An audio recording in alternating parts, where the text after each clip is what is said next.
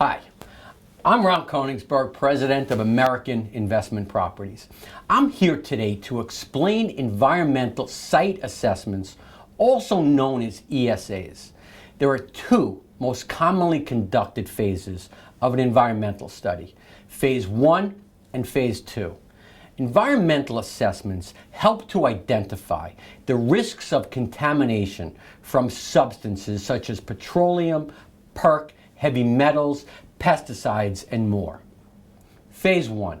A Phase 1 environmental is a report that summarizes a site visit and includes property records of the asset and its surrounding area to determine if any additional environmental investigation is necessary. It is wise to look at the current use of the property or a known past use that could have been potentially hazardous to the environment, such as a gas station or dry cleaner. Phase 1s are conducted by accredited environmental consultants and are broken down into four main components: records review, site inspection, interviews, and the report.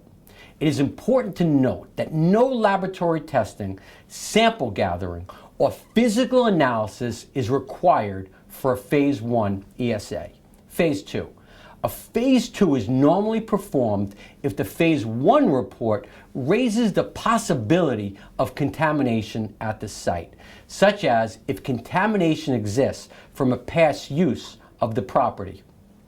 As opposed to the Phase 1, the Phase 2 ESA sometimes requires on-site drilling to sample soil and groundwater to ascertain if contamination exists and to what extent.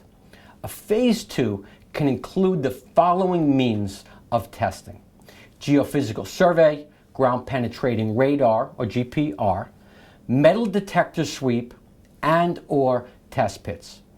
From these investigatory results, conclusions are then drawn.